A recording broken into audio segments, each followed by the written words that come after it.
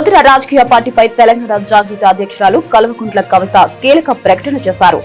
April 25న ఉదయం 10 గంటలకు కొత్త పార్టీని స్థాపించనున్నట్లు తెలిపారు. మేడ్చల్లోని మునీరాబాద్ వద్ద అద్వయ ఫంక్షన్ హాల్లో జెండా ఆవిష్కరణ చేస్తామని ప్రకటించారు. ఆ సమయంలోనే పార్టీ పేరును కూడా ప్రకటించనున్నట్లు తెలిపారు. కార్యకర్తలంతా సమయానికి చేరుకోవాలని, ప్రతి గ్రామం నుంచి తరలి రావాలని కవిత పిలుపునిచ్చారు. ఇక యువతకు, మహిళలకు ప్రాధాన్యం ఇస్తామని వెల్లడించారు. ఆడబిడ్డల్లో మార్పు తేవడానికి ఓ మహిళగా ఈ పార్టీని పెడుతున్నారని తెలిపారు. బీసీ బిల్లు సాధించడం తమ వల్లనే సాధ్యమవుతుందని అన్నారు. బీసీలు, దళితులు, గిరిజనులు, మైనార్టీలు తరలి రావాలని కవిత పిలుపునిచ్చారు.